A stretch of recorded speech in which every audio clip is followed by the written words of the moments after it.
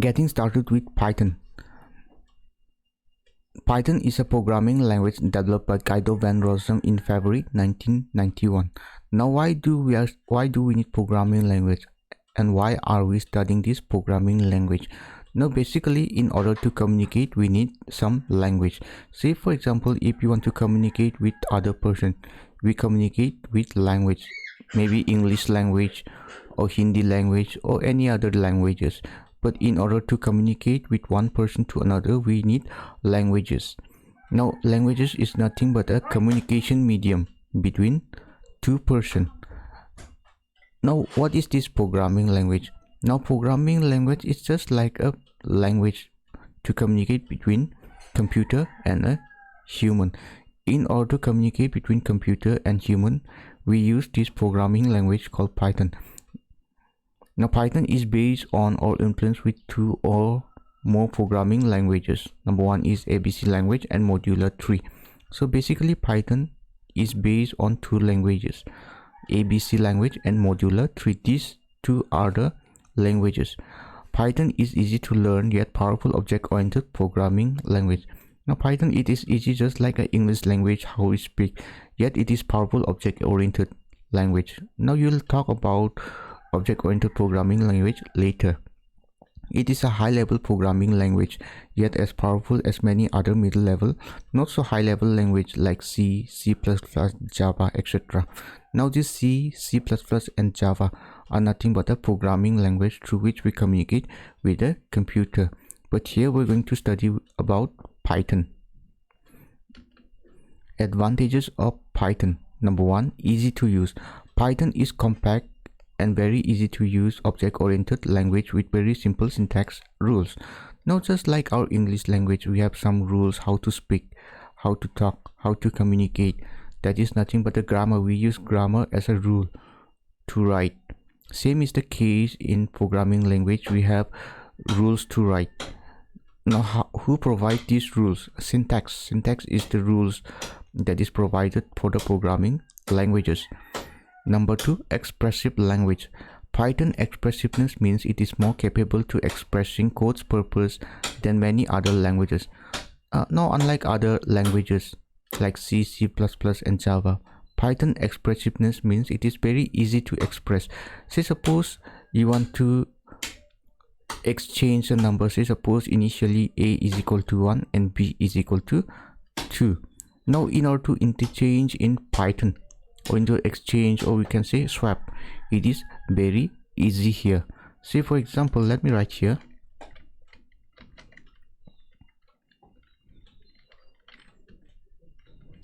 now in C programming or in C++, how do we write? All right, in C++, how do we write? Now in C++, for swapping the values, all right, swap means to interchange. To swap the values, how we write? We write something like int A is equal to 2, B is equal to 3, and there is a value called temp, temporary value temp. Now I'll write temp is equal to A, and A is equal to B. And in order to swap, I write B is equal to temp. So this is how you swap a value from A is equal to 2 and B is equal to 3. In C++, how do you swap a number? By writing a simple program like this way. But in case if you see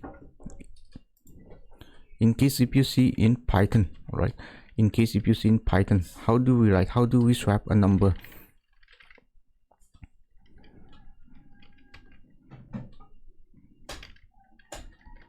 Now in Python, all right, Python, how do we swap a number?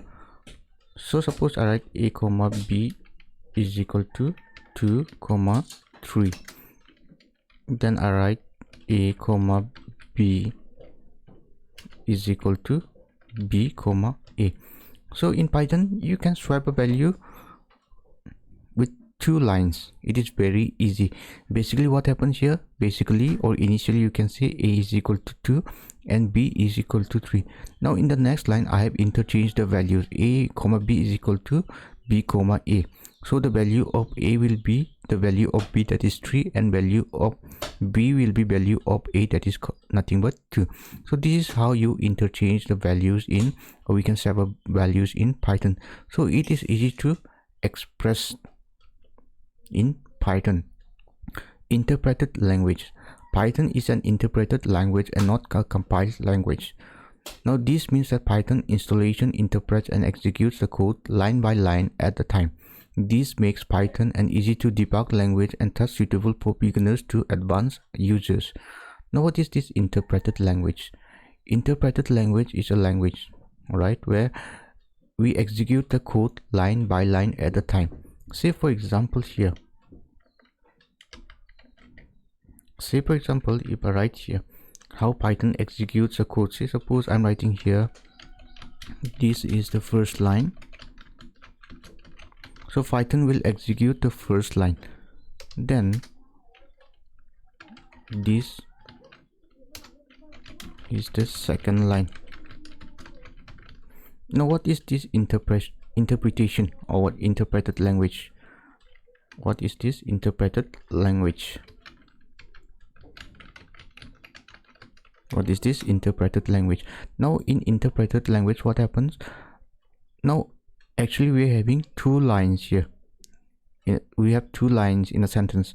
So basically what happens in interpret, it will go for first line first. It will check for the first line first. Now if it is correct, then it will go to the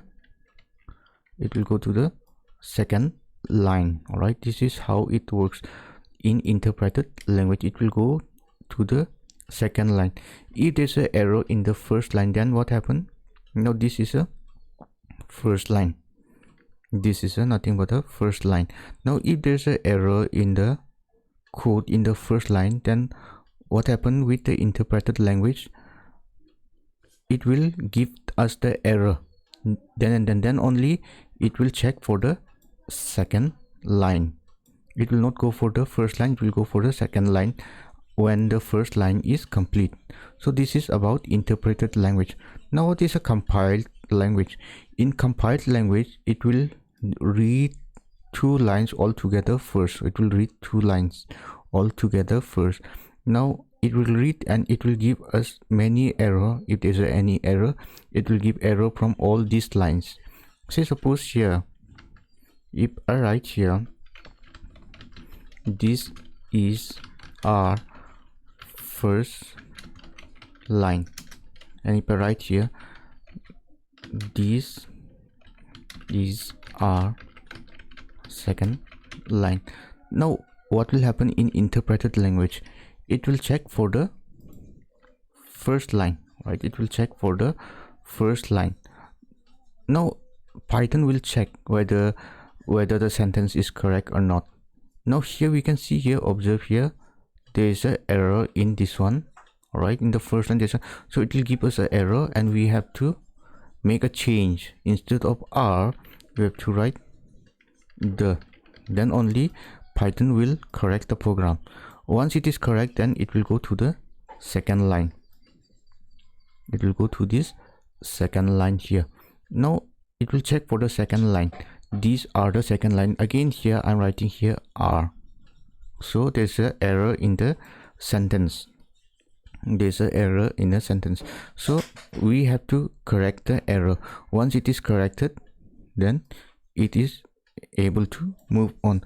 But what happens in compiled language?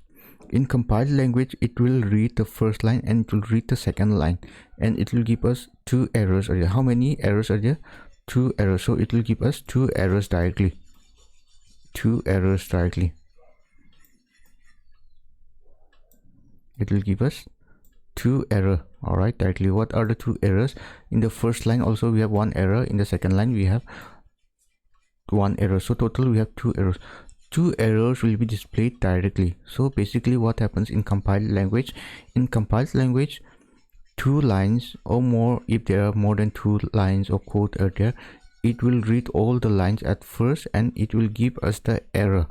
But in interpreted language, what happens, it will check for the first line first. If it is error is there, then it will not go to the second line. It will first allow us to correct the first line. This is the difference between interpreted and compiled language. Now, what is debugging a language? When I say a debug, it comes from a word bug. Alright, bug is an insect. If there is an insect in your room, you can say that your room is clean. But if there is no insect in your room, you can say that your room is clean. So how to kick out the insect from the room? By cleaning. Alright, you can clean. So debug means there is an error. There is an error in the program or in a code that you wrote. So in order to erase the error, you need to correct the error by correcting the code. Number 4 is completeness. When you install Python, you get everything you need to do real work. You don't need to download and install additional libraries.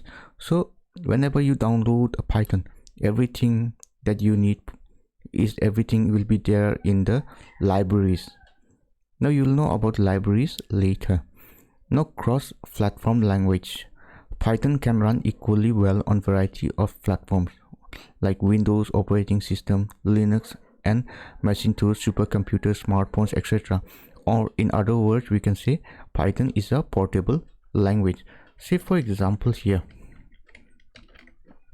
you have 3 computers of different operating systems. Say this is one computer and this is another computer. So you have basically 3 computers. So in first computer, the operating system is Windows, and the second you have Linux as an operating system. This is one operating system here, and another we have Mac OS, or we say Apple. Alright, it is for Apple. If you're using Apple on your computer, Apple laptop, you'll be using Mac OS.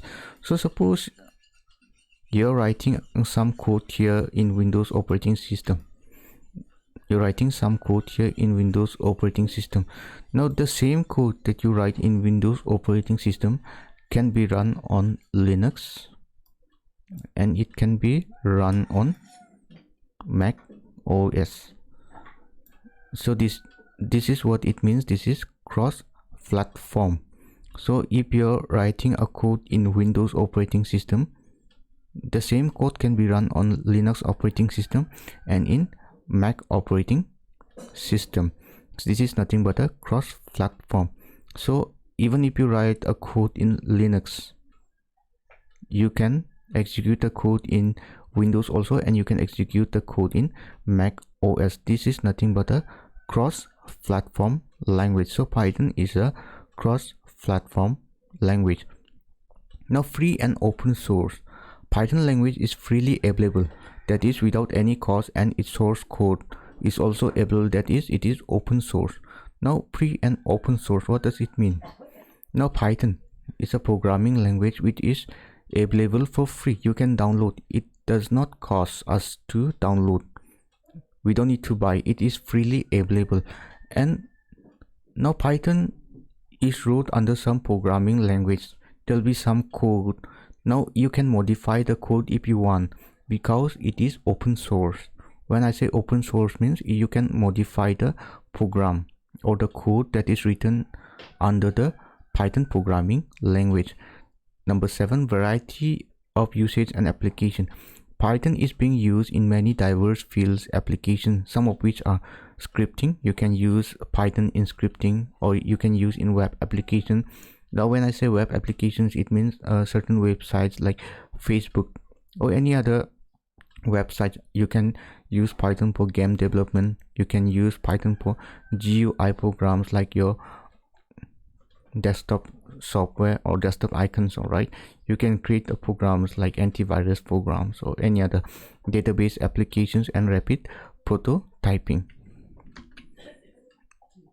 Now, even though Python is having many advantages, we also have disadvantages in Python. Number one, not the fastest language. Python is an interpreted language and not fully compiled one. Fully compiled one are faster than their interpreted counterparts. Now, since Python, it checks the code one by one. Because of this reason, it is not very fast. So Python is an interpreted language. Because of this reason, it is not fast as compared to other programming language like C, C++. Now C, C++ are compiled language. When I say compiled language, what does it mean? It will read the whole code at once and give us the error if there's any error. Lesser libraries than C, Java, and Perl. Python offers library support for almost all computing programs, but its library is still not competent with languages like C, Java, Perl, as they have larger collection available. Now, in comparison with the libraries they have, Python is less as compared to C, Java, and Perl. Now, say for example, when I say library, just think about the library, the normal library you see. What happens in the library? We have stacks of books. We have books, lots and lots of books are there. Now, there may be a book of history, there may be a book of geography, there may be a book of mathematics, economics, or many other different types of books. Not the same one. Same case in Python. When we talk about libraries, there are different functions are there. We'll talk about different functions later. Not a strong on type binding. Python interpreter is not very strong on catching type mismatch issues.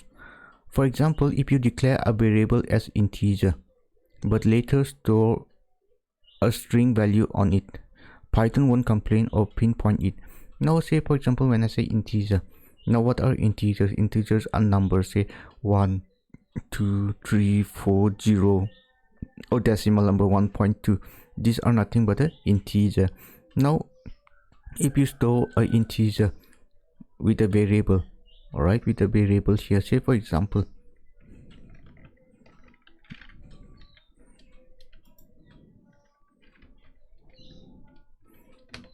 if I write a is equal to 5, now a is nothing but a variable and 5 is the value here. So here you can see a is nothing but a variable. All right, a is nothing but a variable and this 5 is nothing but a value. This 5 is nothing but a value.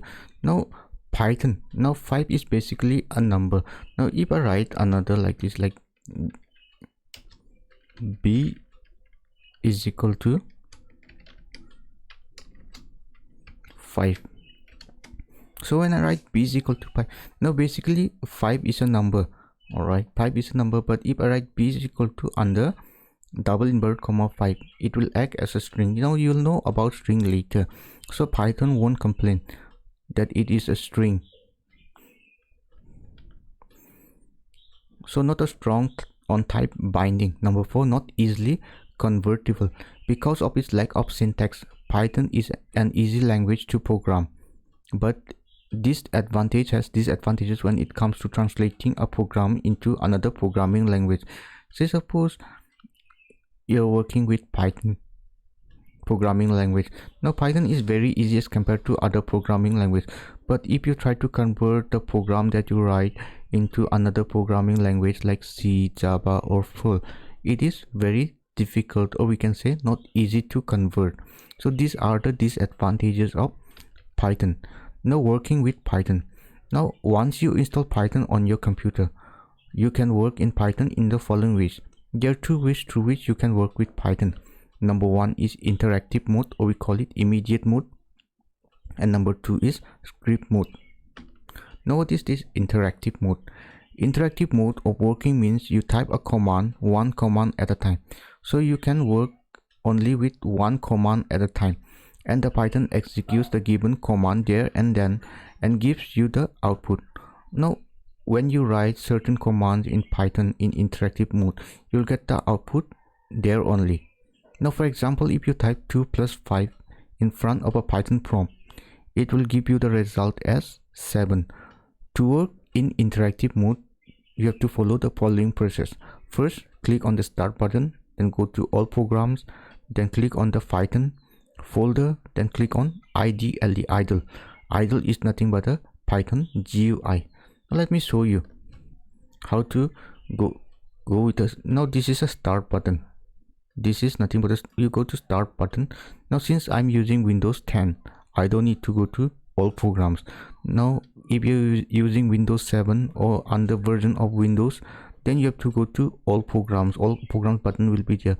Since I'm using Windows 10, right, you don't need to go to all programs. Go to the directly folder name Python. Now inside this Python, I have to click on IDLE. Now I click on IDLE here. Now once you see the screen, once you open, you see this screen. This screen is nothing but a interactive mode. Now in interactive mode, you can communicate only once at a time, only one at a time. Say for example 2 plus 5. Now 2 plus 5, basically it will give us the output as 7. Simple mathematics. So there and there you can get the output 7. So this is how interactive mode in Python works. Now let me give another example here. Let's go for another one. Now let's see working in script mode. Working in script mode. Now if you want to save all your programs in the form of program file and want to see all output lines together rather than sandwich between successive commands, in interactive mode you can't save a command entered by you in the form of program. Now earlier I've shown you 2 plus 5 is equal to, you get the answer 7, but you cannot save a program in immediate mode or in interactive mode, but in script mode you can save a program. Now to work in script mode, you have to do the following. Click the start button, all programs, Python 3.6x. This is the version of the Python. Then IDLE. Now once you have opened the screen, IDLE screen, click on the file and click on new in IDLE Python shell. Now in the new window that will open, type a command you want to save in the form of program. Now click file, save, and then save the file with an extension .py. Now .py is nothing but the extension for Python. Say for example for document, Word document, if you're typing a Word document in your computer and if you want to save a program, then the extension for Word is .doc. So same case in Python, we have extension for Python is .py. Now to run a program, click run on a menu bar and run module. Now let me show you what is script mode. Now script mode is just similar to the interactive mode, but what happens here, you have to go to this one. All right, you have to go to start button and click on Python. I'm having version 3.8 is my version. Go to click on IDLE. Now once you click on IDLE, you'll get one screen. This is the interactive mode screen. Now if you want to go to script mode, click on the file. Right, on the menu bar you see this menu called file. Click on the file and click on new file. So suppose I want to write here a is equal to 2 and b is equal to 5. Now I write here under value c is equal to a plus b.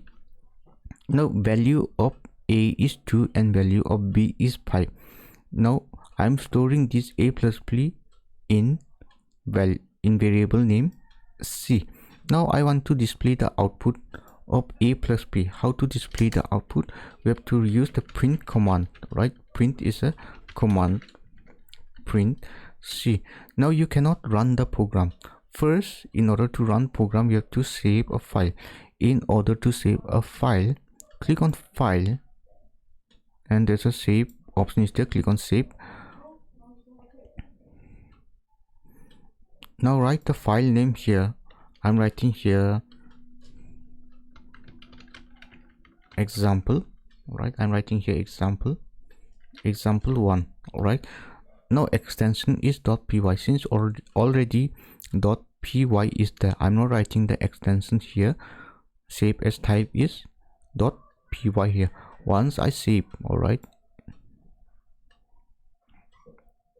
see here, once I save the program, what happened? It will show us the file name. What is our file name? Our file name is example1.py. What is the extension? py.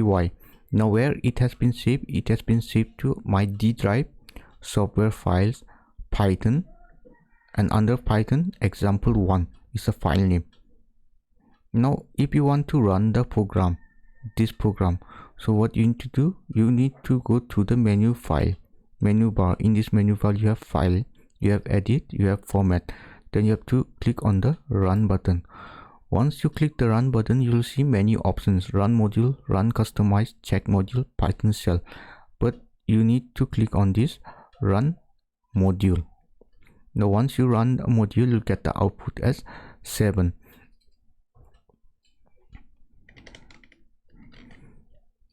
So you're getting the output here 7. So what happened?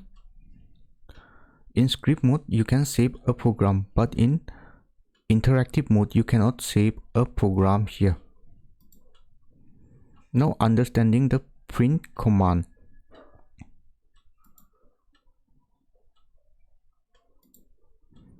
Understanding the print command. Print command is used to display the output of a program. Now the syntax is print under bracket objects to be printed. For example, print hello world. Now hello world is the object we need to display. Now this is under double inverted comma and under close and open and close bracket. So the output you get is hello world. Example to print good morning. Output you'll get good morning. You can enclose the string either in double quote, or we call double inverted comma, or in a single quote, we call it single inverted comma. Now you can observe here we have 2 double inverted comma or double quotes. One is for opening and one is for closing. Always remember, when you write, you need to open and you need to close also. The opening and closing quotation marks should be same while using the print statement. Now say for example here, if I write here print is a command,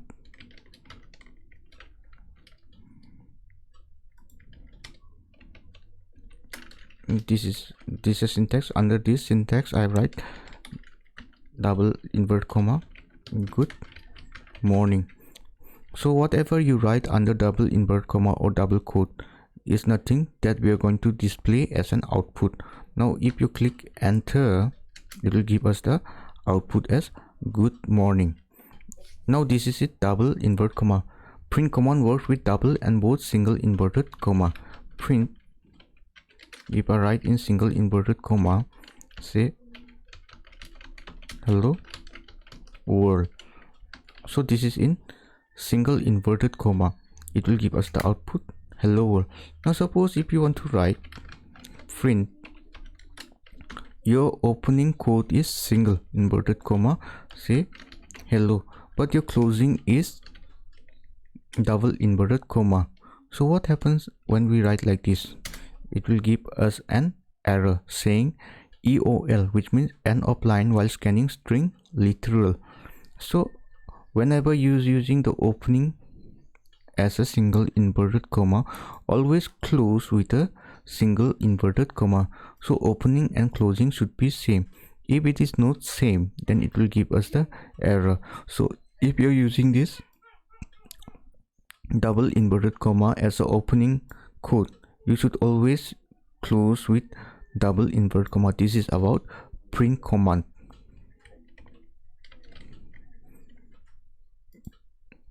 So with this, we have learned what is Python, what are the advantages of Python, what are the disadvantages of Python.